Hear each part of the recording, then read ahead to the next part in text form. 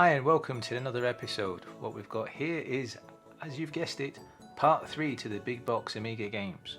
So we've got Populous 2, Trials of Olympian Gods, and this was a whopping $23.95 all the way back in 1991. A lot of games came out in 1991.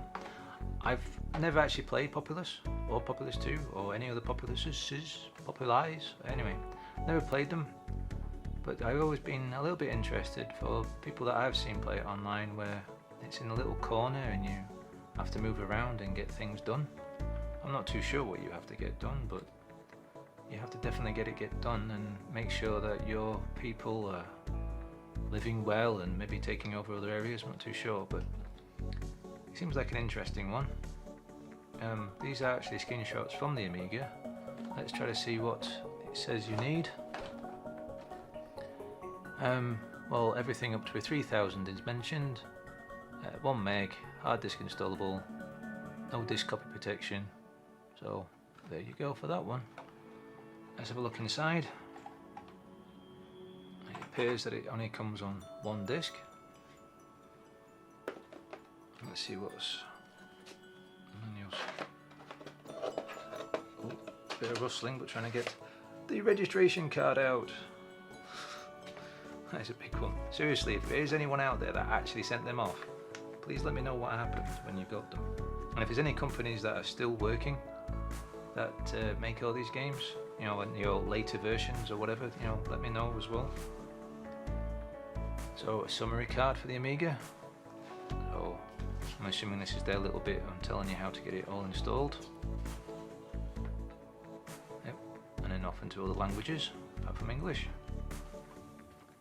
And then the manual, which is quite good to say it's not dog-eared. That's a little bit dog-eared, but this isn't. Again, it's all in black and white, but oh, this manual's all in English as well. Yeah, more customer service. This is definitely the sort of game, again, of where you've got to sit down and learn what you've got to do. It's a bit of a problem when I was a kid because it was sort of, I was only allowed on for so long at a time because my parents were worried about I'd get hooked on computer games. If only they knew. But yeah, so I was only allowed on for so long at a time, and when games couldn't save and I didn't have a spare floppy and stuff, I never really got into these sort of things. And besides, as I've said plenty of times before, £30 odd was a lot of money for me as a kid. So let's move on to the next one. Next game for this episode is Corporation, with a special offer. Free inside this packaging is a 110 micro camera, which sadly there isn't. Let's have a quick look on the back side. So there we go. Kind of interesting graphics there. A bit over bright maybe, but you can tell there's a little bit of a bend in the graphics, so you can tell that they've had to take a picture, take a photo of an actual monitor, which is kind of funny that that's how they're pushing it on the back. They've not done it quite so well. Not saying I could do any better, but they haven't done so well. Anything interesting on there? Oh, that was it, yes. Exclusive feature. Return your photograph and an enclosed status card to receive a personalised data disc featuring your own digitised photograph. Now that would have been interesting for back in the day. There's that term again, back in the day. But it would have been to actually see your own face in a game. Now, if there's anyone out there who actually did do that, please let me know, because maybe we can find some clever people if you're not one yourself.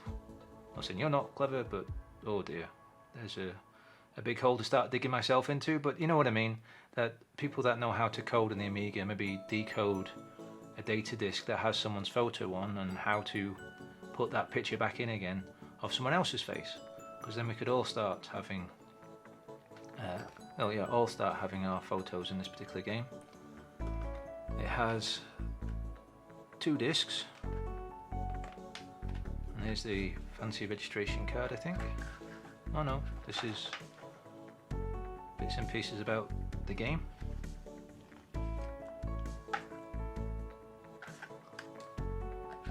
Agent's manual. Oh, there is no card inside, so maybe the person did send it off.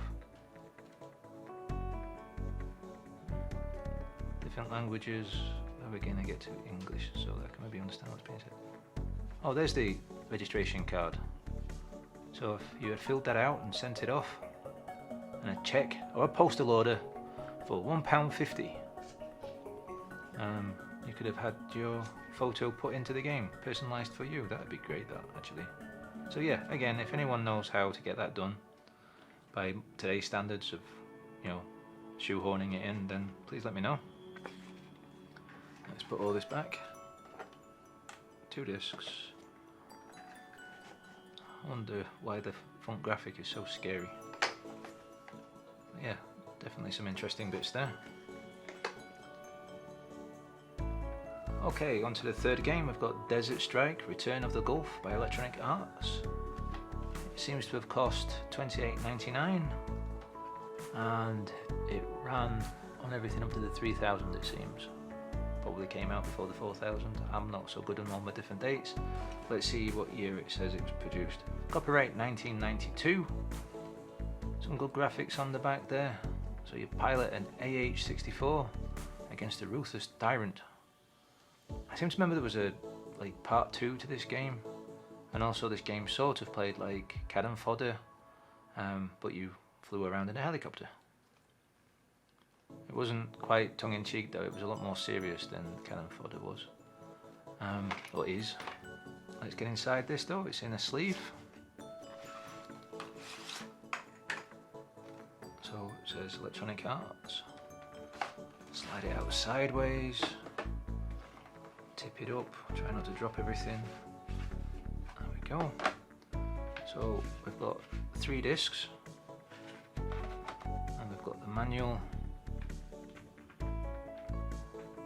So yeah, it even tells you what the pointing system is.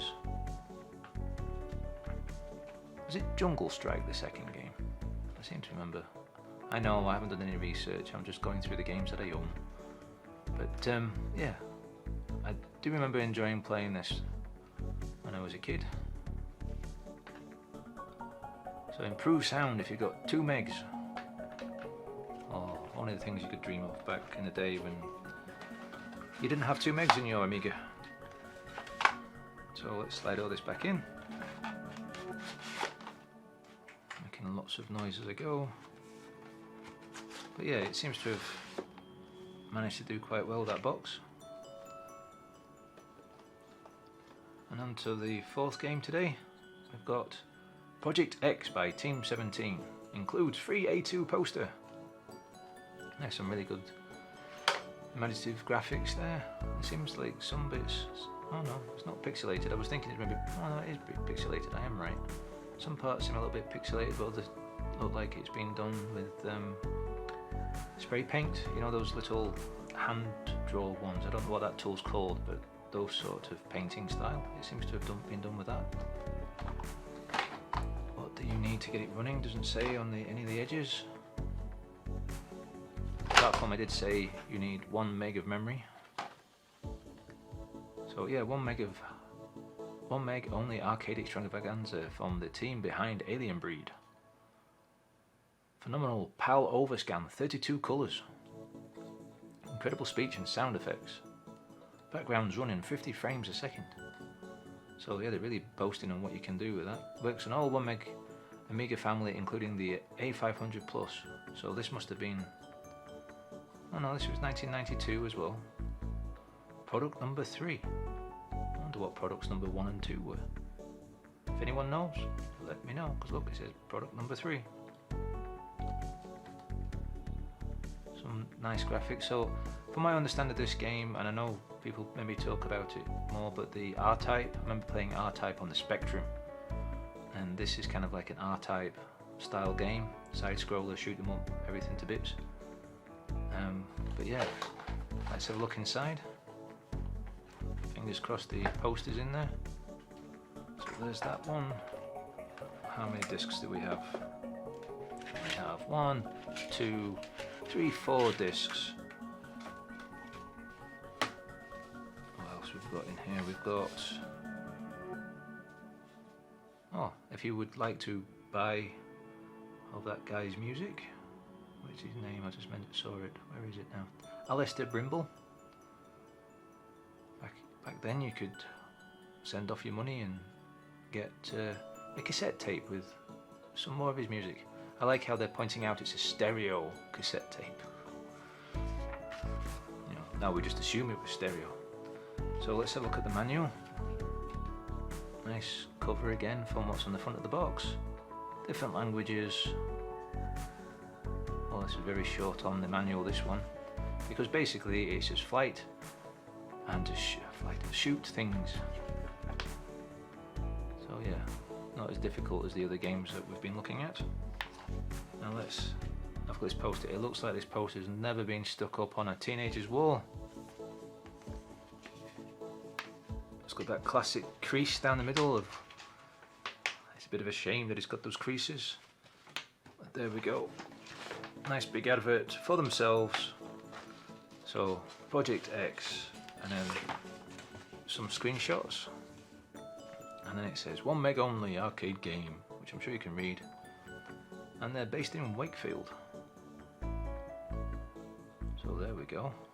So all that to read. I'll try to get the reflections off so you can read what's on there. That's pretty much what it says on the back of the box. So it was a nice advert, I suppose, for them, that, you know, when you had your mates come around and play on your Amiga, there we go. Oh, look at that. That's that game. I shall go buy that game. I shall go buy it. So, as always, get ready for the next episode, and happy gaming.